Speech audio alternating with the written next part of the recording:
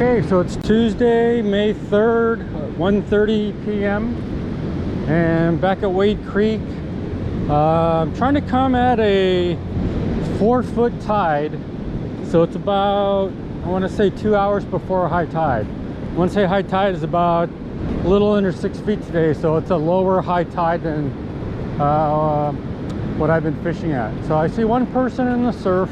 Fishing conditions are, temperature is actually pretty nice. It's like in the high 40s, low 50s. There's a pretty stiff breeze coming from the northwest, and it's not too cold, but I don't think I'm going to be able to hang with the wind for very long. And in terms of swell energy, it's about a 1250 swell energy today, so this is a little bit higher than what I'm used to, but I just mainly came out to get my feet wet and try a few casts, because I've been getting skunked at high tide and low tide. And actually low tide I just came mainly to scout out the beach because there's a trough. I can see the rocks that I saw last time, you know, so it's definitely not a super high tide.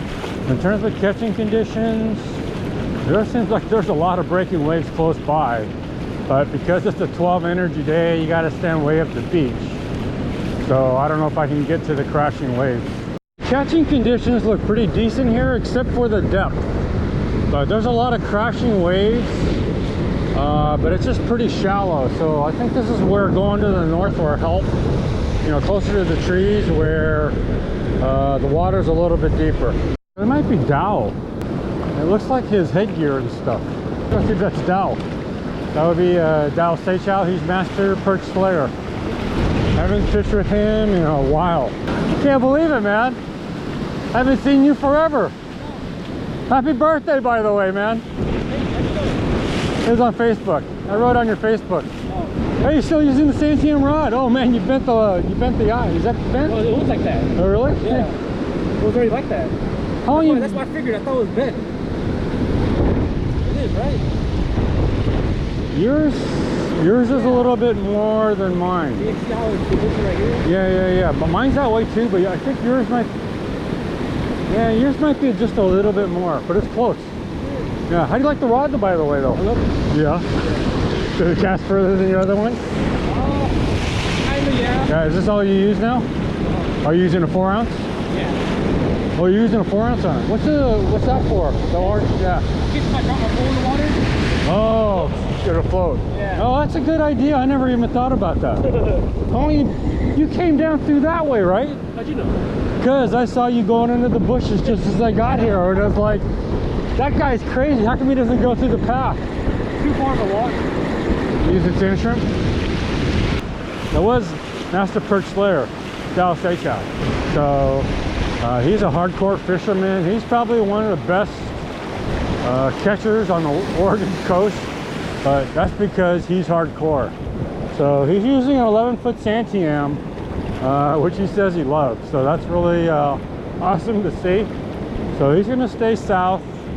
I'm going to head a little bit more north. All right, this will be my second cast coming up. So the reason why Dao's really successful is that not only does he move on the beach where he's fishing constantly, but he'll visit like 3 or 4 beaches in the same day, and he'll even visit, you know, the same beaches 2 times just to try a different tide. So again, you know, as you aren't catching and you move around, that's the best strategy. I'm just too lazy to drive to other beaches, and he'll stay all day. He actually sleeps in his car overnight, and he'll start fishing at 3 or 4 in the morning. So, you know, he's a true hardcore angler. He's probably the most hardcore angler I know. Okay, so it's a real pleasure to fish with him anyway. So if you remember when I came at low tide, there's a trough out there somewhere, and it looks like it should be prime fishing conditions if I can find it. So I'm just hitting the trees right now, but it does definitely look deeper here. And I think I see the trough right in front of this breaking wave right there. Whoa. Okay, you know, so I'm right in the middle of the trees right now, and you know, catch conditions here actually look pretty good. There's a lot of breaking waves, and it's pretty deep. So I'm hoping to get a bite up here. My first bite. This is like my third cast. It wasn't a big bite though, but it felt bigger than a silver. But no hookup. So I heard him yell. So I'm gonna head back down there. He's using sand shrimp though, so you know, he's a pretty religious sand shrimp user, and yeah, he's got a keeper. So I think that's like his third or fourth cast, I think. Yeah, he hasn't been here. He's been here less than 10 minutes. But that's why he's Master Perch Slayer. He kills them. So it looks like action's slow today because I didn't have any follow-ups for the one bite I had. And I haven't seen Dao jerk his rod since he caught his fish. Nice size. That's a nice size fish. Oh, thank you. Have you had any other action? No? Slow. Are you not getting any bites?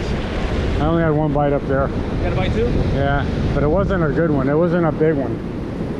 Yeah, this one I tugged. This one tugged hard? Yeah. No, it's a big one, man. His rig is that he uses a pyramid sinker, and then he has a 3-hook high-low rig. And like I say, he's mainly a sand shrimp user, and he uses 4 ounces to cast. So even though the rod's rated for 3 ounces, he casts 4. I haven't had any action since moving down next to him. He said he didn't have any action past his fish, so I'm gonna head back north to the trough and put my faith in my scouting on my last trip. So the other thing that Dao does is he brings a sand crab net, so he's always constantly looking for mole crabs if he's not getting bites on sand shrimp. So he just reaches down, puts the net into the water, and tries to drag them up. He's tried that a couple times, but I haven't seen him catch any yet. And I haven't seen any mole crabs the last 2 or 3 times I've come here. Okay, so I'm back in the middle of the trees. I'm hoping I can find the trough, but man, I'm standing way up the beach because of the swell energy today. I had a club member request to document how I fish when I'm out at the surf, so what I typically do is I always cast as far as I can, and I let my weight settle, and I reel in some tension, and then I let it sit there for about a count of 10, but I'm also watching the action of the waves, because if the wave action is such that it's coming in and makes it deeper, I'll let it sit for a little bit longer. But I'm always trying to keep tension on my rig, and I'm one of those guys that likes to let my rig sit in one place versus letting it drift. You know, that's just personal style. So I just wait, count to about 10. Again, I watch for the water to flood, and then I just reel in about 3 or 4 cranks, and again, keep tension.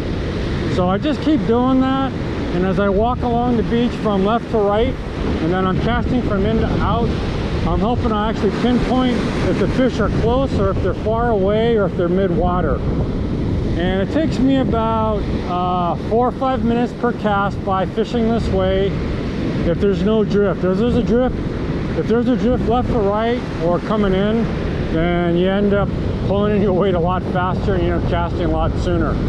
So that's just the way I fish. You know, again, it's all personal preference. But I'm a big believer that you gotta locate the fish. You know, sometimes they're close, sometimes they're far. You know, sometimes to the left or sometimes they're to the right. So I'm just trying to keep guessing different locations of where the fish are. And that's just the way I fish. Not a right way or a wrong way. It's just, you know, my personal preference. All right, so that's it. So again, another slow day at Wade for me. This is like I'm guessing it's like my 5th or 6th trip where it's been really slow for me. And I was actually targeting this tide height today because I was hoping I'd get some action. But, oh well. All right, I'm gonna go down there, see how these guys are doing, and I actually might call it a wrap here. I wanna go watch the Warriors game. I'm a big Warriors fan. Go Warriors! So just like 2 more people showed up. So I've been here almost an hour now.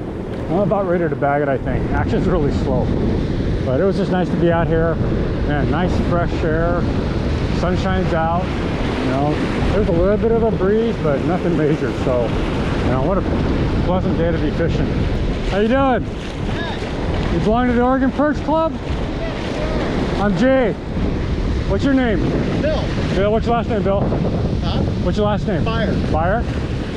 How are you? Oh, Here. what's your name? My name is Dawn. Dawn? Yeah. What was your last Meyer? name? Kim. You said Meyer, right? Meyer? Beyer. Beyer. Yeah. If you see the label, there's a Velcro flap. If you open it up, there's weights in there. There's also some tackle. Are you the guys that are camping at Beverly? Yes. That was Bill Beyer, a fellow club member, and his wife. And Dow keeps moving south. So I could have sworn I just saw him catch one here, but generally he won't move if he's catching. So maybe I was mistaken. You watched my low tide video from the other day, but I was way down there, and I was just trying to understand why the south is so shallow. And if you remember, I was down on the deeper part where that wave is just cresting now. There was a small trough, and then there was a big sandbar, and it got really shallow. So man, it's really shallow here now because it's closer to high tide compared to where I was just on the north. So again, that's the benefit of coming at a real low tide, is that you can see the contour of the beach and understand why the ocean is looking the way it does. So I've been here about an hour and 20 minutes. I'm guessing I got in about, I don't know, 18 to 20 casts, if even that. And then other than a bite on my third or fourth cast, I got zero action. So I think Dow got at least 2 or 3, but that's usually why he's a master perch slayer. He's way down south now, and he will roam the beach, you know, quite extensively looking for the fish. So another slow day for me. About 5 or 6 trips in a row now, and unfortunately I tried a different height than I wanted and it was unsuccessful. So high tide's still about another 45 minutes away, but I think I had enough for today. And slow energy was like 1200, so you know, you had to stand way up the beach, and so you were casting into really shallow water today. Okay, so that's it for today. Hopefully I'll be back soon, although conditions the rest of the week look kind of gnarly. That's it for now.